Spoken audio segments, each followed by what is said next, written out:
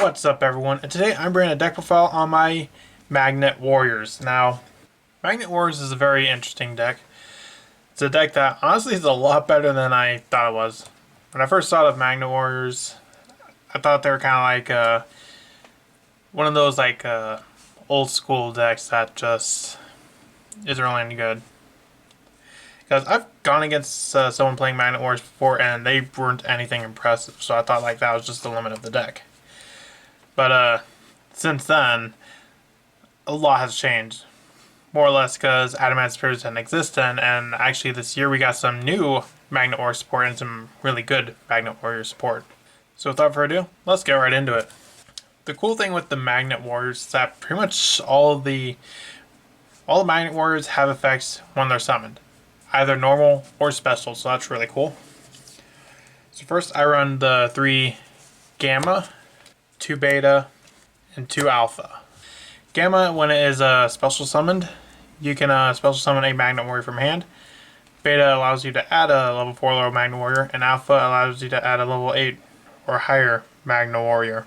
So you can use Gamma to summon Beta and all sorts of stuff, and they all have an additional effect. During your opponent's turn, you can tribute this card, special summon 1 level 4 Magnet Warrior monster from your deck, and this is a quick effect. So all of them have the quick effect to tag out as well. Similar to like Dragonmites in a way, kind of. Now, while they can do that, you're not really going to be doing that too much, because sure, that's really cool, but what are you going to really do with it? You're not really going to be able to do much, because the deck doesn't really play on your opponent's turn that much. I also run 3 Delta, the Magnet Warrior. Whenever Delta is summoned, you can send 1 level 4 lower Magnet Warrior from the deck to the graveyard. And it has a cool additional effect, is that if it's sent to the graveyard, you can banish 3 Magnet Warriors from your graveyard to special summon 1 Valkyrion from your deck, ignoring its summoning conditions. So the big ones, the Berserkion and Valkyrion, they're not exactly the easiest to get out.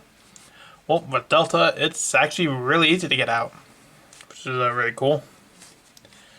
Also run the 3 Epsilon. Epsilon is really cool. If it's summoned, you can send 1 level 4 lower Magnet Warrior from your deck to the graveyard, except Epsilon. And if you do, you can special summon a Magnet Warrior from your graveyard. So all these get something when they're summoned. It's really, really cool. Like, all these are actually good cards. I also run the 1 Berserkion and the 1 Valkyrion. Honestly, I've been debating to just completely cut out Berserkion. Now, one thing I do not run, and that is Imperium Magnum, the superconductive battle bot. Imperion is nice, don't get me wrong.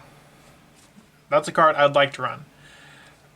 But you just can't really bring it out consistently. Like, I played it and there was like several hands to where I didn't have a poly, so I didn't really have an option to get it out. And so I just took it out and added in some more like good cards to kind of make the deck a little bit more consistent. And it's actually been turned out to be a lot better. Now, Berserkion and Valkyrion. Well, Berserkion can get out easier than Valkyrion.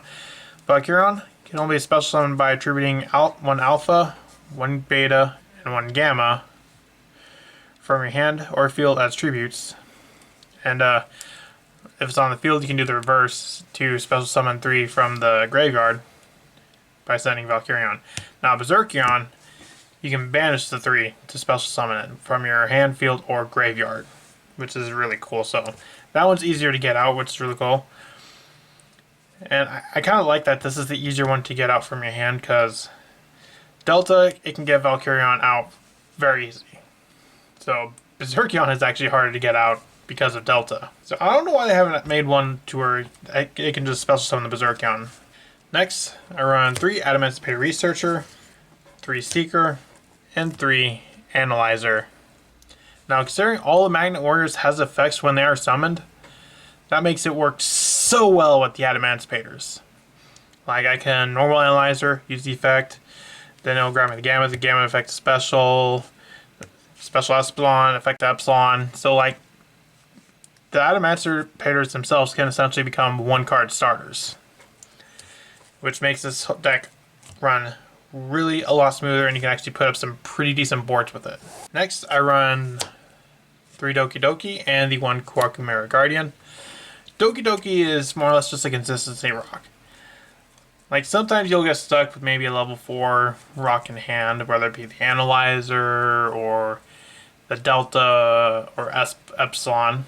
So you can use this and just summon out the other. You can send the Delta to the graveyard to summon Analyzer. Then you can use the effective Analyzer to excavate 5.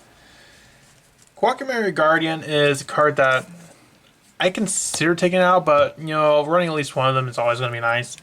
Very rarely does it come up though. Moving on to the spells. I run 3 Magnetic Field. Magnetic Field, if you control a level 4 or lower Earth rock monster, you can target 1 level 4 or lower Magnet Warrior monster in your graveyard, spells will summon it. And the cool thing is this just says you have to have a level 4 or lower Earth rock. So that includes the Adamancipators. So even if you don't have a Magnet Warrior, let's say you got Analyzer or Kwakumera Guardian, it still works. And considering this can just special summon from Singbird Grave, and all of them have effects when they're summoned, it's more or less just an extension. So like, let's say you got Gamma and Grave, and then Beta in hand. You use it, summon a Gamma. Gamma will summon Beta. Then you can use the effect of Beta to grab any of your Magnet Warriors. Also run 3 Magnet Induction.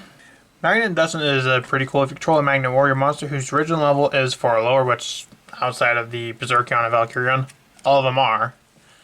Special summon 1 level 4 or lower Magnet monster from your deck with a different name than the cards you control. Which, considering we run like 5-6 names, that is perfectly easy, and you can always get something else. And like I've been saying, they all have effects on summon, so these are literally just extenders. I also run the 1 Adamancipator Signs and the 1 Monster Reborn, has more extenders. I run 2 Desires for a little bit more draw power.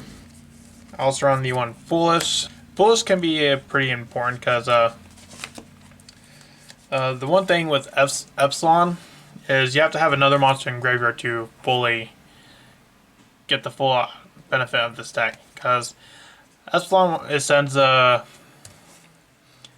Magnet Warrior to the graveyard, then allows you to special summon one that you do not control. Because Epsilon gives that name. So if you use Epsilon and send Beta, you can use the effect. You can't use the effect of Epsilon to summon Beta. But if you have a different Magnet Warrior, then Epsilon will pull through it just fine. Also have 1 Call by the Grave because you really don't want a hand trap. For traps, I run 3 Imperm, more or less my hand trap for the deck. You can switch it out for Ash, Crow, whatever you want. Moving on to the extra deck, I run the 1 Adamancipator Risen Raptite. Raptite has more or less the same effect as the Adamancipators, but better. You can activate 5 and reveal 1 rock monster, special summon it.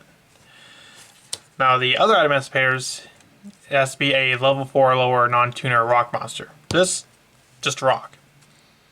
So, it doesn't have to be a level 4 or lower. I also run the 1 Dragite. This is more for going second. Because going first is not really going to do much, but going second, you can activate cards and then destroy cards your opponent controls up to the number of rock monsters you excavated. I also run a TG Hyper Librarian. For me, this was kind of a bit of a flex spot, so if you want to change this out for a different card, that is an option because I don't really go into it too often. I can sometimes, but I usually don't. I wasn't really sure what to do for the 15th card. I run 1 Stardust Charge Warrior. It comes up sometimes. Like if I already have gone into Raptite and I want to get out a level 6 Synchro, Charge Warrior would be the next one. Also run the 1 Dawn Dragster, as well as a Crystal Ring Synchro Dragon and a Baron de Fleur. Baron de Fleur is actually really easy to make in this deck. I run 1 Ashura King, considering the Magnet Warriors outside of Epsilon and Delta are level 3s. Well, and Valkyrion and Berserkon, they're level 8s. Azure King is another negate you can also possibly make up. Also run the one Abyss Dweller. Oftentimes we'll be able to make a rank 4 fairly easy, like with an Analyzer or Epsilon or Delta. Or Quackmare Guardian. Also run the one Gallant Granite. If you happen to open up any Adamancipators, this can definitely help you get to the Researcher. I run one IP Masquerena and one Asa, the Earth Charmer, just some good level 2s to go into. I run the one Nightmare Phoenix, an Apollosa, which you can usually make, and the one Axis Kotalker to finish the game up. That's it for my Magnet Wars. What do you think of Magnet Wars? Think it's pretty cool? Let me know in the comments and I'll see you in the next video I make. Bye.